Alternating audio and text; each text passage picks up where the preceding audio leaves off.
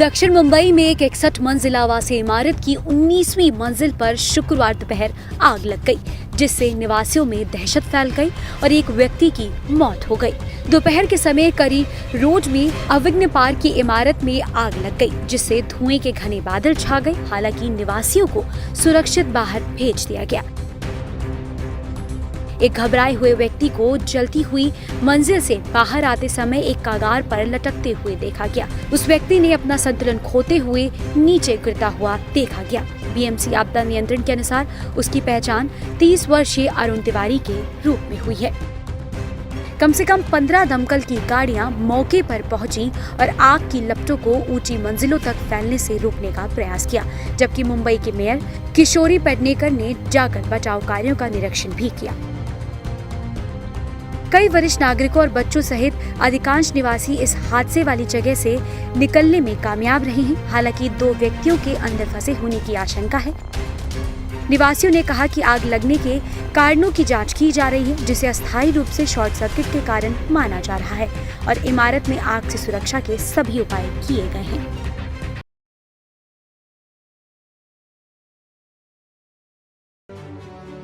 भारत ने कोरोना के खिलाफ जंग में गुरुवार को एक नया कीर्तिमान हासिल किया। देश ने कोरोना वैक्सीनेशन के 100 करोड़ के आंकड़े को पार किया। इस मौके पर प्रधानमंत्री नरेंद्र मोदी ने शुक्रवार को देश को संबोधित किया और इस आंकड़े को भारत के सामर्थ्य का प्रतीक बताया।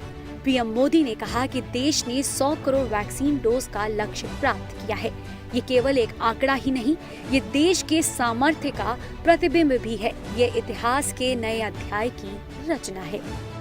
21 अक्टूबर को भारत ने 1 बिलियन 100 करोड़ वैक्सीन डोज का कठिन लेकिन असाधारण लक्ष्य प्राप्त किया है। इस उपलब्धि के पीछे 130 करोड़ देशवासियों की कर्तव्य शक्ति लगी है। इसलिए ये सफलता भारत की सफलता है, ये केवल एक आंकड़ा नहीं है। ये देश के सामर्थ्य का प्रतिबिंब है, इतिहास के नए अध्याय की रचना है। ये उस नए भारत की तस्वीर है जो कठिन लक्ष्य निर्धारित कर उन्हें हासिल करना जानता है। प्रधानमंत्री मोदी ने कहा कि जब 100 साल की सबसे बड़ी महामारी आई तो भारत की क्षमता को लेकर कई तरह के सवाल उठाए गए, लेकिन इस 100 करोड़ वैक्सीन डोज ने हर सवाल का जवाब दे दिया। जब 100 साल की सबसे बड़ी महामारी आई तो भारत पर सवाल उठने लगे। क्या भारत इस वैश्विक महामारी से लड़ पाएगा? भारत दूसरे देशों से इतनी वैक्सीन खरीदने का पैसा कहां से लाएगा? भारत को वैक्सीन कब मिलेगी? भारत के लोगों को वैक्सीन मिलेगी भी या नहीं?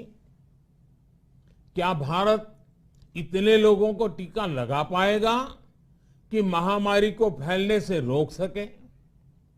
भांति भांति के सवाल थे, लेकिन आज ये 100 करोड़ वैक्सीन डोज हर सवाल का जवाब दे रहा है। भारत ने अपने नागरिकों को 100 करोड़ वैक्सीन डोज लगाई हैं और वो भी मुफ्त। हालांकि इसके साथ ही उन्होंने देशवासियों से मास्क को अपनी आदत में शामिल करने की अपील करते हुए कहा कि कोरोना का खतरा अभी टला नहीं है, लड़ाई अभी जारी है। हमें लापरवाह नहीं होना है। कवच कितना ही उत्तम हो, कवच कितना ही आधुनिक हो, कवच से सुरक्षा की पूरी गारंटी हो, तो भी जब तक युद्ध चल रहा है हथियार नहीं डाले जाते। मेरा आग्रह है कि हमें अपने त्योहारों को पूरी सतर्कता के साथ ही मनाना है। प्रधानमंत्री ने इसी के साथ ये भी कहा कि कोरोना के बीच देश का एक ही मंत्र रहा है कि अगर बीमारी भेदभाव नहीं करती तो वैक्सीन में भी भेदभाव नहीं हो सकता। इसलिए ये सुनिश्चित किया गया कि वैक्सीनेशन अभियान पर वीआईपी कल्चर हावी ना हो।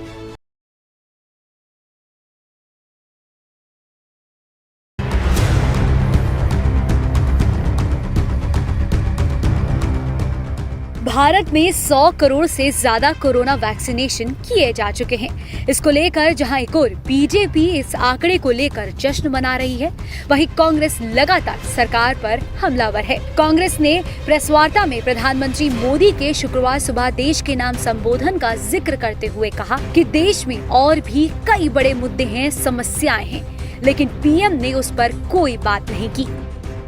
प्रधानमंत्री ने अपने संबोधन में कहा था कि देश में मुफ्त टीका लगाया गया। इस पर तंज कसते हुए कांग्रेस के राष्ट्रीय प्रवक्ता गौरव वल्लभ ने कहा, इस देश में कुछ भी मुफ्त नहीं होता है। ये करदाताओं का पैसा है। करदाताओं का पैसा करदाताओं पर ही खर्च हो रहा है, इसलिए ये मुफ्त नहीं है। इस देश में कुछ भी मुफ्त नहीं है, क्योंकि हमारा ही पैसा है। करदाताओं का पैसा करदाताओं पर खर्च हो रहा है।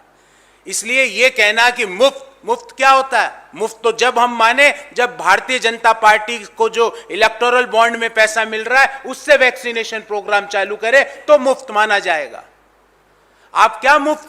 23 लाख करोड़ रुपया आपने सिर्फ ईंधन पर, पेट्रोल और डीजल पर एक्साइज ड्यूटी से कमाया है, और 23 लाख का 2% आपने 35,000 करोड़ वैक्सीनेशन पे डाला है।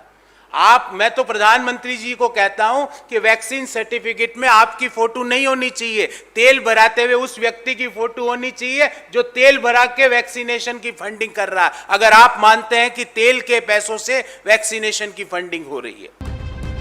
केंद्र पर हमला बोलते हुए गौरव वल्लभ ने कहा, ये भ्रम फैलाया जा रहा है कि भारत ऐसा पहला देश है जहां 100 करोड़ वैक्सीन की डोज लगी है। 16 सितंबर 2021 तक चीन की 80% आबादी को वैक्सीन के दोनों डोज दे दिए गए थे। एक भ्रम फैला रहे हैं कि दुनिया में पहला देश बना जहां पे 100 करोड़ वैक्सीन की डोजेज लगी। साथियों,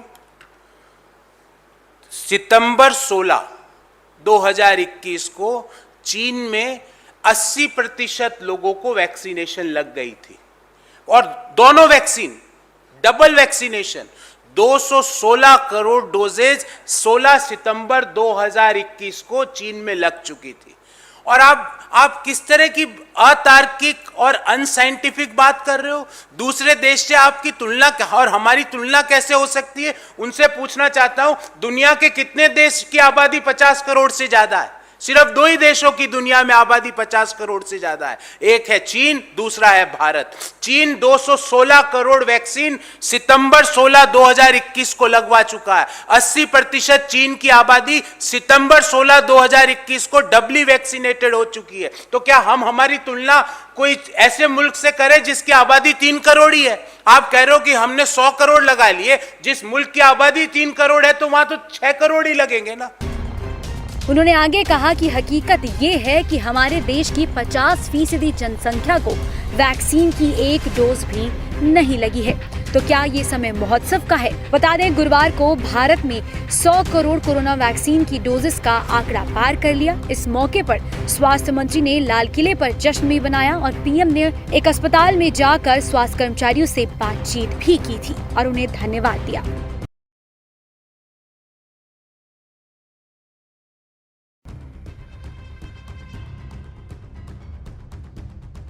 बॉलीवुड अभिनेता चंकी पांडे की बेटी व अभिनेत्री अनन्या पांडे को लगातार दूसरे दिन एनसीबी ने पूछताछ के लिए अपने दफ्तर बुलाया है।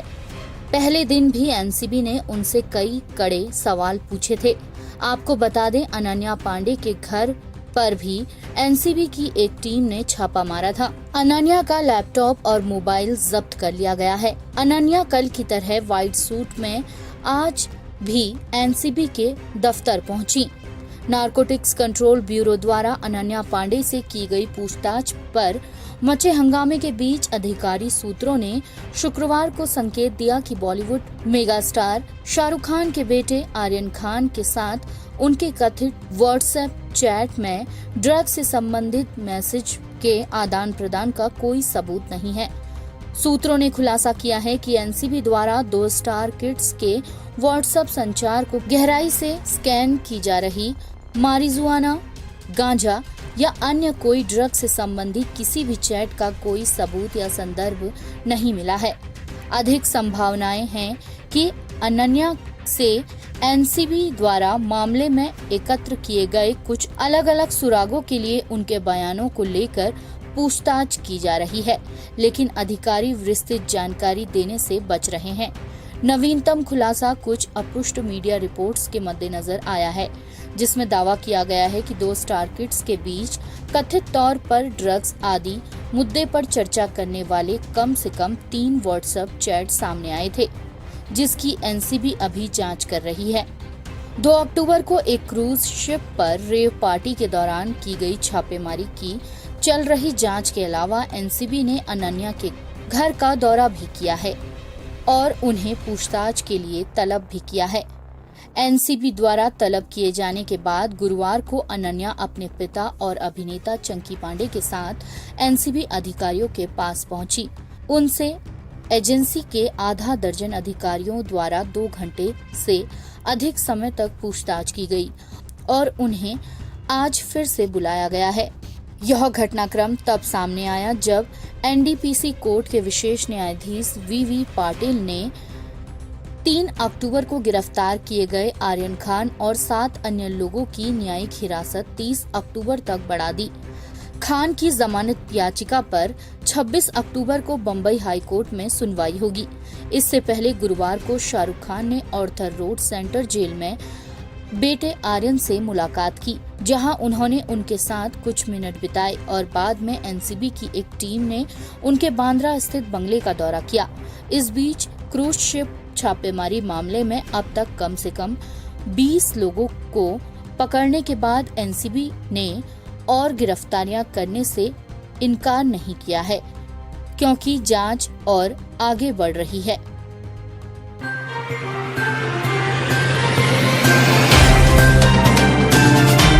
Subscribe now and press the bell icon.